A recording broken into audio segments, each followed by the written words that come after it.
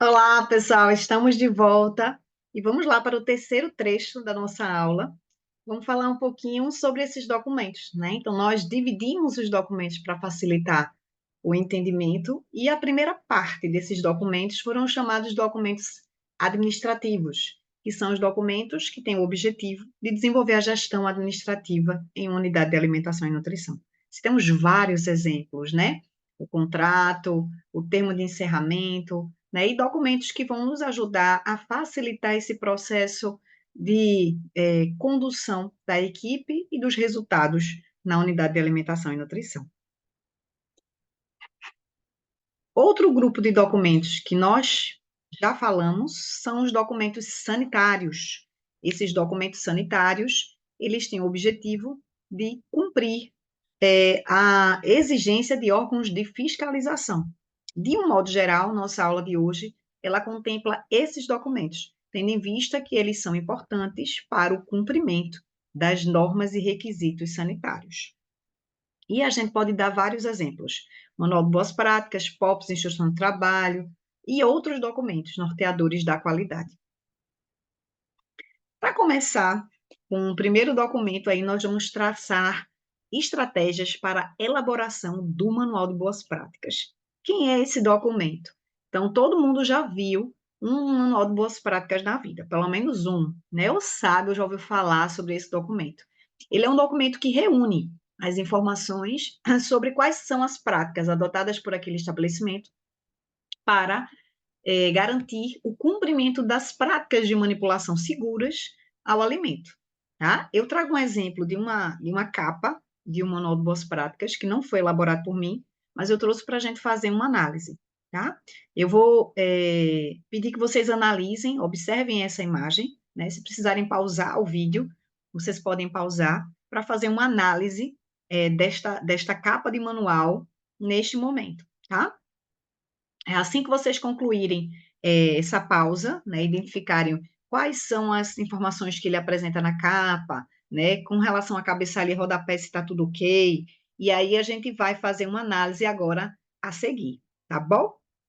Vou deixar o tempinho aí para vocês pausarem e a gente se vê daqui a pouco.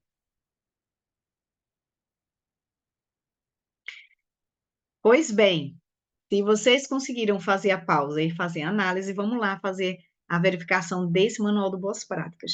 Aqui nós temos uma capa, né, que ele traz o tipo de documento, e aqui ao lado ele denomina Manual de Boas Práticas, isso é importante. A gente tem aqui o nome da empresa, de quem esse manual foi elaborado, e logo, né? Para mim, ou um ou outro, né? Mas, enfim, ele trouxe os dois, não tem problema, é só informação adicional. Importante também, é muito comum se colocar página, o número de páginas total e o número da página que se refere. Isso é um aspecto bem interessante, porque quando a gente precisa imprimir ou ajustar apenas uma página, a gente pode fazer a impressão dela, tá? Então, a gente vai lá no computador, procura o número da página que a gente quer fazer o ajuste, seleciona, né, faz a impressão e garante aí a alteração devida, tá bom? Data de emissão, como a gente já falou, e aqui embaixo, gente, elaborado por, tá? E emissão. E aí, como eu disse a vocês, eu sempre coloco uma outra informação aqui, em todo o documento elaborado, aprovado por. E, em geral, o proprietário do estabelecimento, ou gerente, ou dono do negócio, dono da empresa, enfim, ele assina junto comigo, garantindo que ele também está confirmando as atividades que ali estão ditas, tá? Então, essa é uma prática minha para esse tipo de elaboração. Em que ele coloca o nome, né? Ele está trabalhando no manual e POPs, isso é possível também trabalhar com os dois juntos, tá? Podem ser separados também, não tem problema nenhum. E aqui o nome da empresa, mais uma vez, Empório Café. Coloca o município, né? O estado e o ano de publicação, tá? Aqui dispensaria, porque a gente já tem aqui, né? Mas, enfim, ele reforçou essa ideia. Então, o Manual de Boas Práticas, como eu já defini para vocês, né, de forma menos técnica, ele é um documento que descreve essas operações realizadas pelos estabelecimentos, incluindo, no mínimo, os requisitos sanitários de edifícios, manutenção, higienização das instalações, equipamentos e utensílios, controle de higiene e saúde dos manipuladores e o controle e a garantia de qualidade do produto final. Essa informação é encontrada na RDC 216 de 2004, tá? Essa é a definição clássica de Manual de Boas Práticas. E vejam que na definição ele já traz para a gente os tópicos essenciais a serem contemplados nesse manual. Ele fala de requisitos sanitários dos edifícios, ou seja, quando ele fala disso, ele fala de estrutura física, manutenção da estrutura física, tá? Higienização das instalações, equipamentos e utensílios, ou seja, como são feitas, são realizadas as operações com relação a esses itens, tá? E ele fala também do controle e higiene de saúde do colaborador de alimentos, tá? Que a gente vai traçar aí essa informação. E, por último, ele fala do último item, controle e garantia de qualidade do produto final. Ou seja, esses tópicos não podem estar ausentes de um manual de boas práticas, tá? Posso colocar mais informações, posso adaptar para o meu tipo de estabelecimento, posso incluir as condições da manipulação hospitalar, posso incluir essas informações da UAN industrial, posso incluir informações da produção que eu tenho, por exemplo, uma produção de culinária oriental especificamente. Pode. Cumprindo esses tópicos, o que for acrescentado não vai dar prejuízo, não vai trazer prejuízo ao teu manual, tá? Mas ele precisa contemplar esses tópicos mínimos, tá bem? A gente vai trazer outras sugestões, né, um roteiro para vocês com outros tópicos, que geralmente é o que eu trabalho, que garantem uma completude, né, deixam o manual mais completo. Mas isso varia muito, né, porque eu dependo do tipo de estabelecimento para adaptar. Então, eu contemplo aquilo que é obrigatório, acrescento aqueles que eu geralmente incluo, e havendo a necessidade, eu ainda faço uma complementação dessas informações de acordo com o tipo de estabelecimento. Ó, gente, não existe um manual, uma estrutura de manual completa para todos os estabelecimentos. A gente vai precisar adaptar conforme a necessidade. Vocês estão vendo que eu estou falando muito de adaptação. Não existe documento certo e errado, tá? Pode existir um documento incompleto, uma informação que está ausente, que a gente pode fazer revisão e incluir. Então, mais uma vez eu retorno para vocês. O manual a gente só aprende quando a gente faz. As dúvidas elas chegam quando a gente começa a executar. Então, a minha recomendação para vocês é: façam um manual. Quem nunca fez manual, dica para quem nunca fez manual. Vai numa cozinha, né? Nem que seja numa cozinha doméstica, e começa a construir a estrutura, falar desse manual, dessa cozinha. Se ali fosse um estabelecimento produtor, por exemplo, de brownie, né? Ou de um estabelecimento produtor de um chips, né? Hoje em dia é tão comum se vender esse tipo de produto, que é um produto simples, né? Aí, vamos construir um manual, e aí, quem nunca construiu vai testar, né? Vai vendo, vai gerando essas dificuldades. E é a partir daí que você vai deslanchando na produção desses documentos. Hoje, né, a gente vai mostrar aqui alguns métodos de trabalho. Como é que eu, Ellen, trabalho? Eu tenho uma construção média de 5 a 10 manuais no ano, eu acredito. Né? Quando não é construção total, é uma renovação, é um ajuste. Né? Quando é ajuste, aí já tem um número maior. Mas o que é que a gente faz? A gente pega uma estrutura padrão de manual, né, que eu já tenho estruturada, e a gente vai trabalhando em cima dos textos, né? Para cada tipo de estabelecimento, como disse, às vezes eu vou fazendo ajuste. Mas, de um modo geral, a estrutura ela já me dá uma condição que deve ser. A própria legislação, a 216 de 2004, ela tem um texto que eu preciso. Só que ela diz assim, ó, a estrutura deve ser, a condição, a pia deve ser dotada. Então, eu não digo que ela deve ser, eu digo que ela é dotada, tá? Então, o que ela deve seria o que ela seria, mas não é o que ela seria, é o que ela é, porque eu preciso que ela seja daquele jeito. Ô, Ellen, e aí, se o meu estabelecimento ele ainda não cumpriu, aí vem um outro documento de apoio, né? Que a gente vai falar, o plano de ação.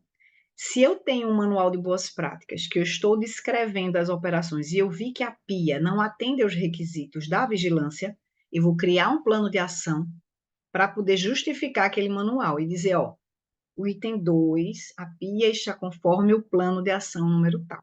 Isso escrito no manual.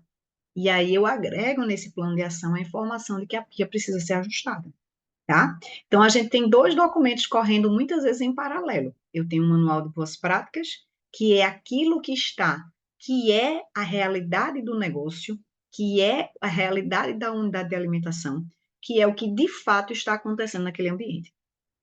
E um outro documento, que é o plano de ação, que ele vai corrigir prováveis falhas que hajam nessa estrutura, né, dos procedimentos falhos nessa unidade desse manual. Então, à medida que as coisas forem sendo cumpridas, né, no manual, no plano de ação, a gente vai ajustando o manual. E aí são documentos que eles vão andando em conjunto, tá? Então, é muito comum que no processo de implantação desse manual, desse documento, que a gente está tratando de documentos, a gente precise ir ajustando pouco a pouco. Então, é um documento que não pode necessariamente ser construído em 3 dias. Ele pode ser construído em 3 dias, né? Só que eu tenho um modelo, eu faço até em um dia só, não tem problema. Só que para que ele seja emitido e validado, ele tem que, de fato, cumprir aquilo que está sendo redigido ou escrito ali. Então, se ele diz que a pia está ok, a porta está ok, o piso está adequado, está tudo ótimo, tudo certo, conforme boas práticas, eu preciso ver isso lá na prática. Então, muitas vezes, o manual, que é um documento que está sendo construído, ele demora a ser construído não porque a gente demora como profissional a construí-lo, e sim porque o estabelecimento não cumpre os requisitos de boas práticas. Ele tem falhas estruturais que precisam ser corrigidas e que muitas vezes não podem ser resolvidas da noite para o dia, tá? Então, o manual de boas práticas existem várias formas de se construir e a gente mais um pouco na frente vai ver quais são as maneiras que vocês têm para desenvolver esse documento tão importante dentro dos nossos serviços de alimentação.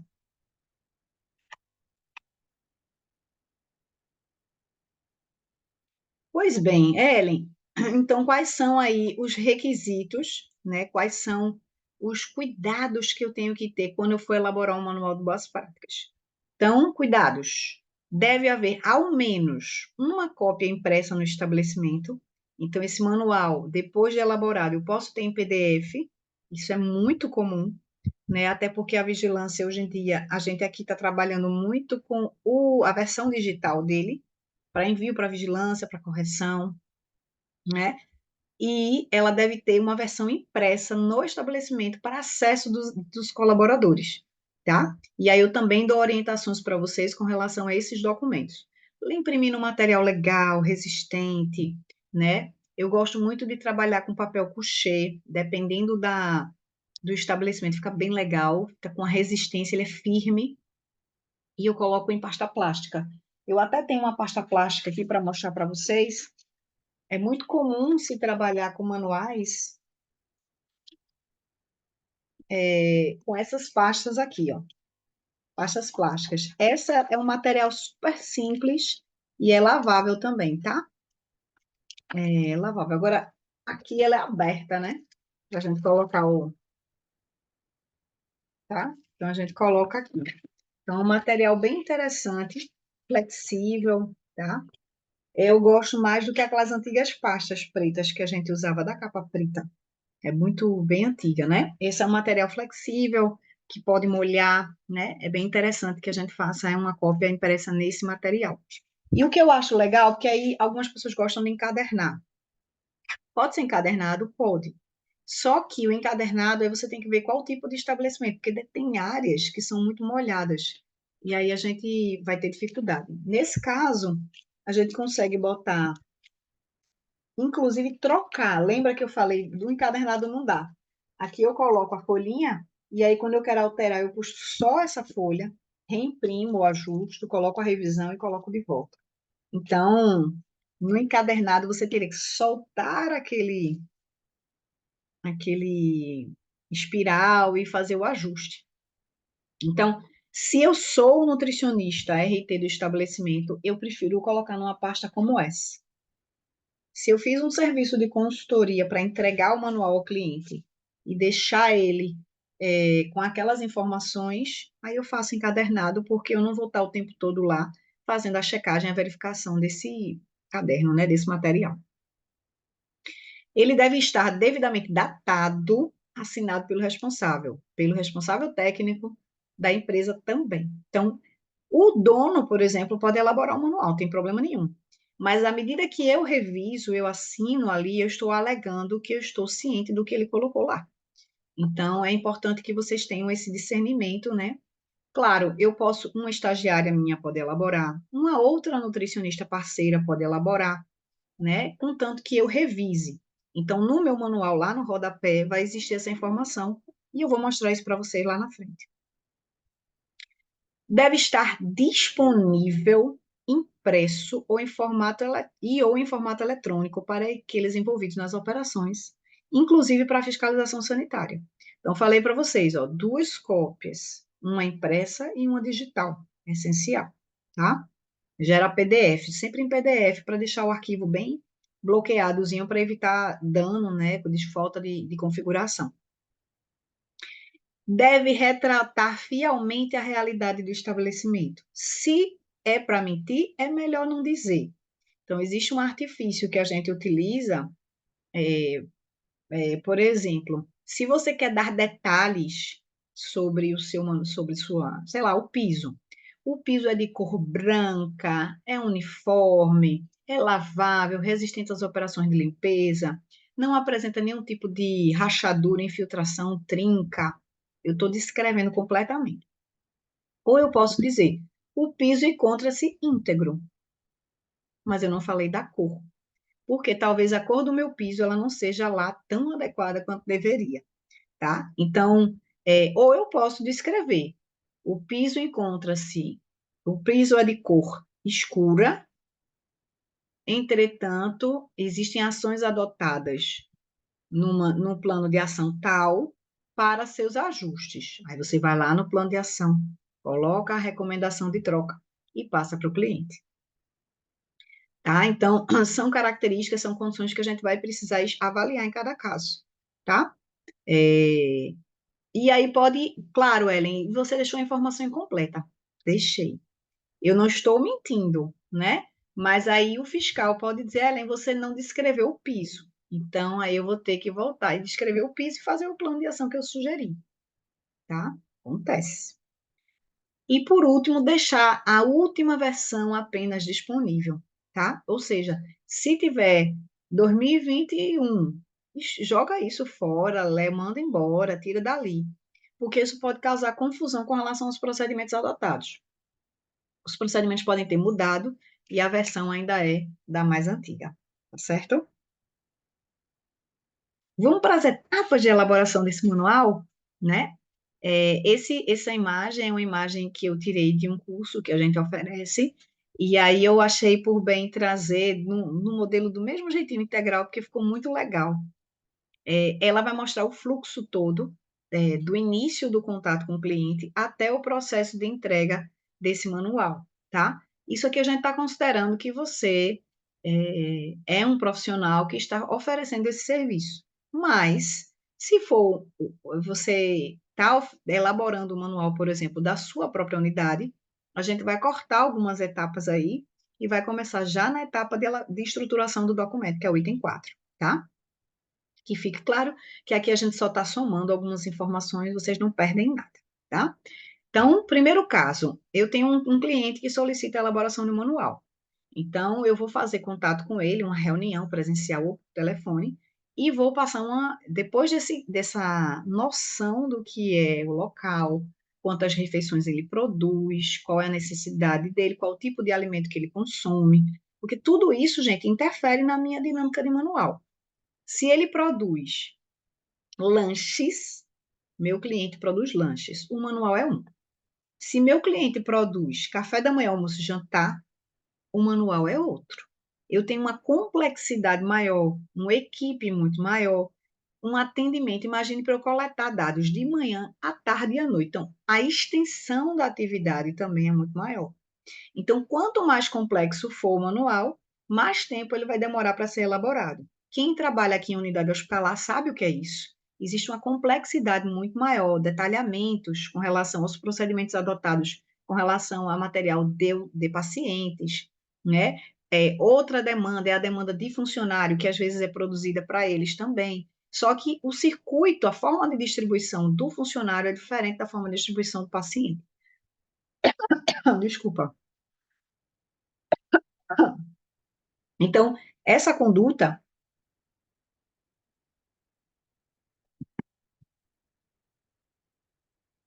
essa conduta, ela vai variar de acordo com o tipo de estabelecimento. A duração, o tempo de elaboração desse manual vai depender dessa complexidade. Então, vocês vão sentir isso. Então, não se cobrem. Ah, eu tenho que terminar o manual em um dia, em 3 dias, em uma semana. Depende. Até porque, muitas vezes, dentro de um serviço hospitalar, por exemplo, você tem um turno girando 24 horas. Seria interessante que você vá de manhã, você coleta informações à tarde, e você coleta informações à noite, porque cada turno vai ter uma especificidade com relação aos procedimentos.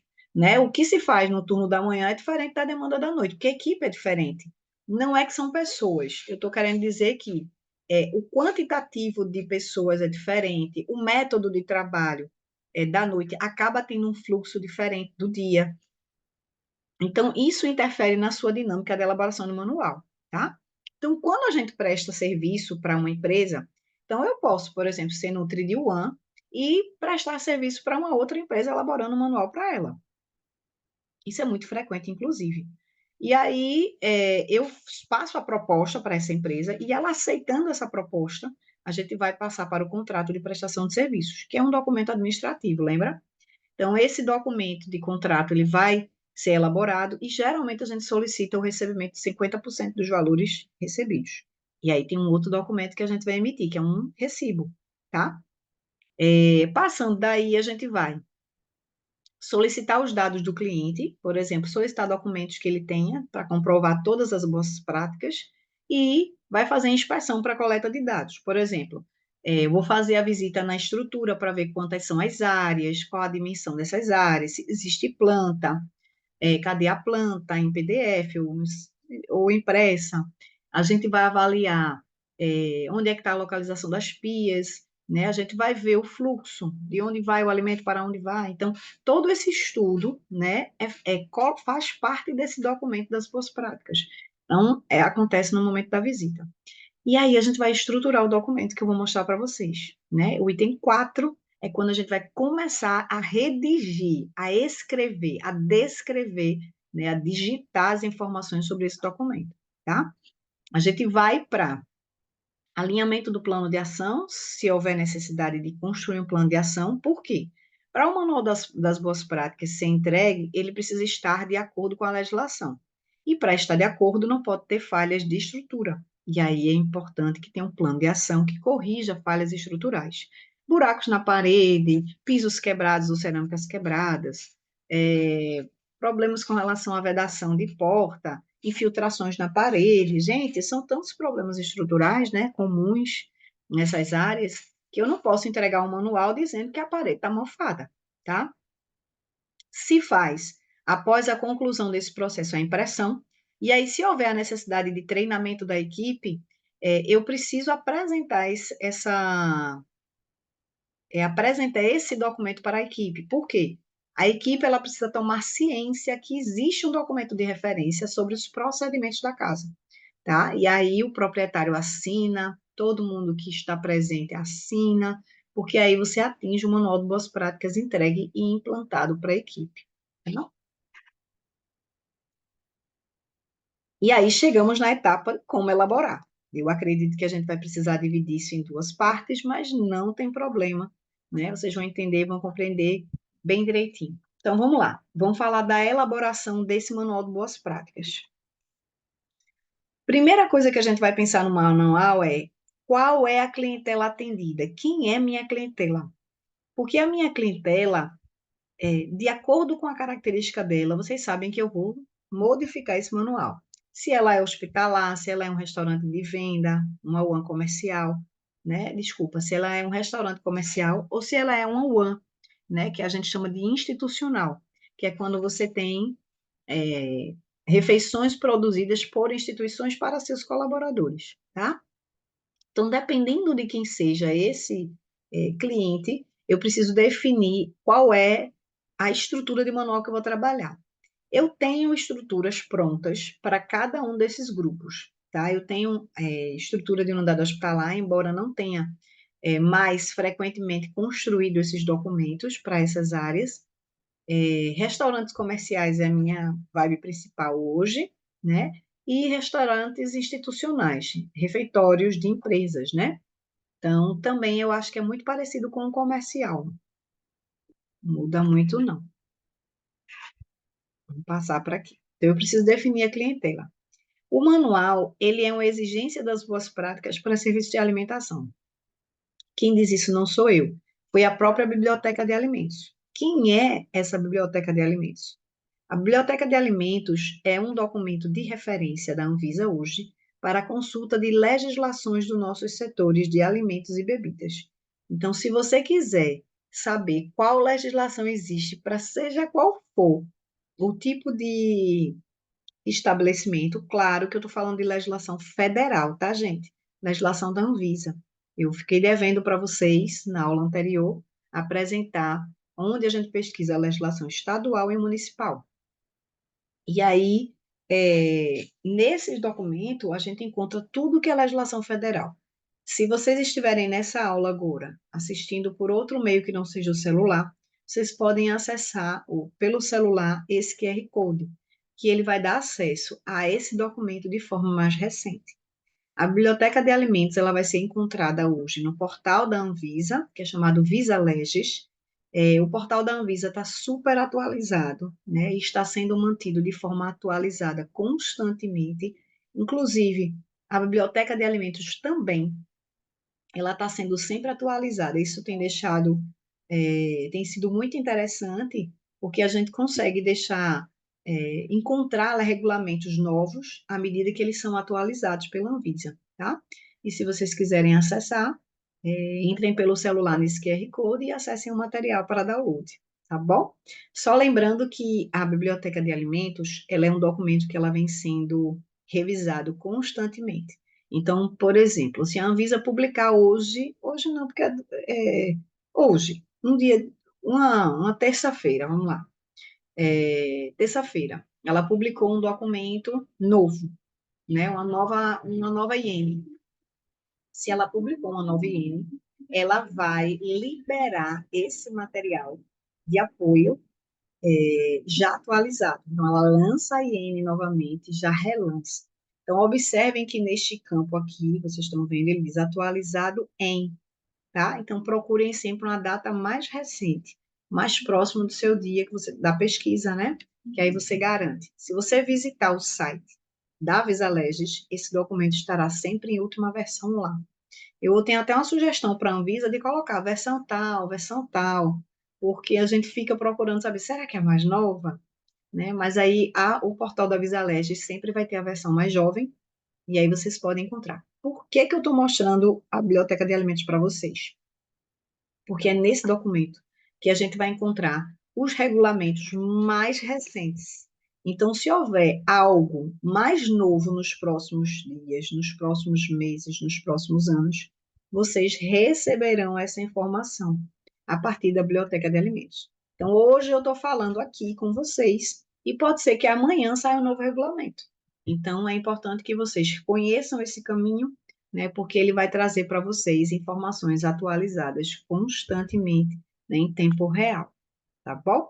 Então, no caso dos serviços de alimentação, a gente tem aí, como fonte de biblioteca de alimentos, a gente tem os regulamentos para boas práticas de serviços de alimentação, que é o item 3.2. Então, aqui, gente, a gente encontra quais são os regulamentos vigentes que eu posso me guiar para elaborar manuais de boas práticas para serviços de alimentação, tá? Então, são esses os documentos de referência. Lembra que eu mostrei as bases legais? Muito bem. Então, para a construção de manuais, eu posso seguir todas essas que vocês estão vendo aqui. A primeira delas é a 216, que continua valendo. Existe uma alteração da 52 pela 52 de 2014, que inclui os hospitais dentro da 216. Não era, ela não fazia parte, mas agora os hospitais precisam utilizar a 216 como referência também, desde 2014. E aí algumas resoluções relacionadas a esses, direcionadas para boas práticas de serviço de alimentação. Critérios de categorização de serviços de alimentação, isso saiu para a Copa do Mundo, tá? Então, isso é algo que nem está encontra-se em vigor, mas assim, foi direcionado para a Copa do Mundo e entrou em desuso, tá? Embora esteja em vigor. Então, Regulamento 10 de 2014. A 43, ela fala de eventos em massa. Então, vamos lá. Eu tenho uma UAN e essa UAN vai fazer um evento campal para os colaboradores. Ela vai fazer um mega evento de Dia das Mães, por exemplo. É um evento externo, que eu preciso transportar a refeição, que vai ter mais de 1.000 pessoas. Então, esse tipo de prestação de serviço, né, ele vai trazer boas práticas direcionadas para esse tipo de evento. Então, fica a dica aí para quem vai trabalhar com eventos em massa, tá? Isso acontece em shows, eventos festivos de datas festivas do ano, São João, Carnaval, né? A gente pode usar como referência para construir manuais para esses eventos, tá? E, por último, um regulamento que ele fala de uma RDC chamada RDC 49 de 13, que ela fala sobre regulação da atividade do MEI, tá? Pessoas que têm uma produção dentro de boas práticas, né, precisam de orientação, mas precisam de requisitos diferentes, porque a 216 ela é muito difícil para esse MEI, né, para esse pequeno produtor, para um produtor familiar, né, para quem trabalha com um empreendimento familiar rural ou ainda para quem tem algo na área empreendimento econômico solidário, né? No caso das ONGs e tudo mais. E aí eles trazem essa possibilidade de um regulamento específico. Então, eu também posso usar desse artifício para construir uma manual de boas práticas, tá bom?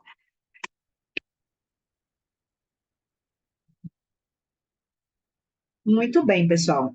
Antes da gente passar para o anexo, né, para mostrar para vocês quais são as partes de um manual, a gente vai concluir essa parte de legislação de documentação e vamos seguir agora para essa questão da estrutura de um manual, tá?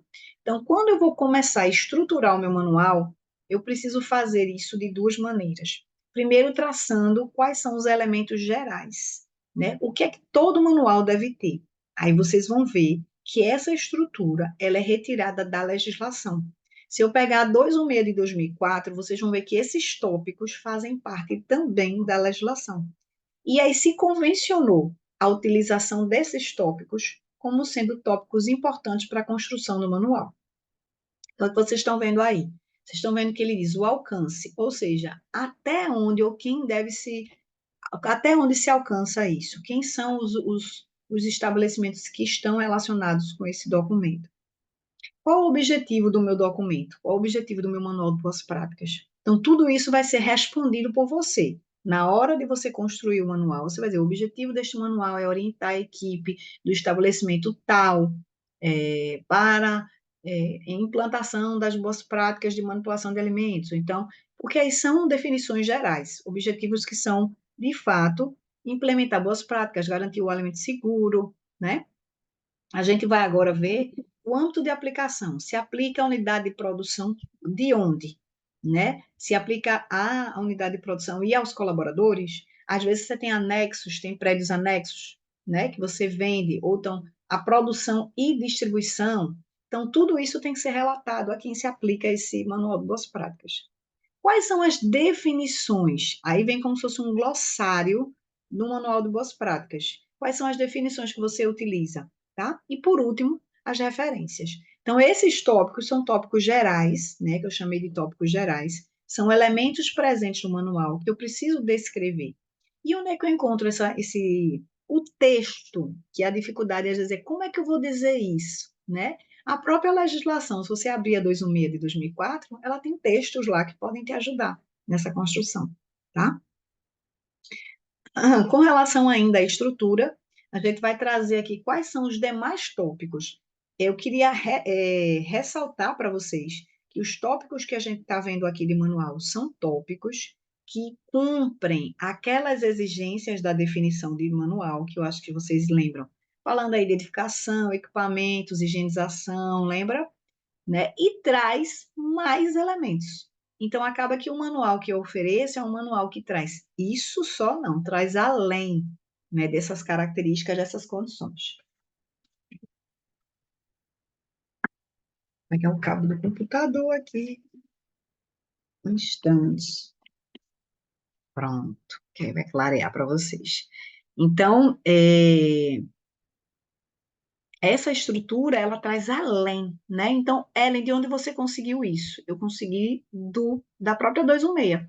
Então, quando eu pego lá os tópicos da 216 de 2004, ele tem lá edificação das instalações, equipamentos, móveis e utensílios. É o item 4.6, eu acredito.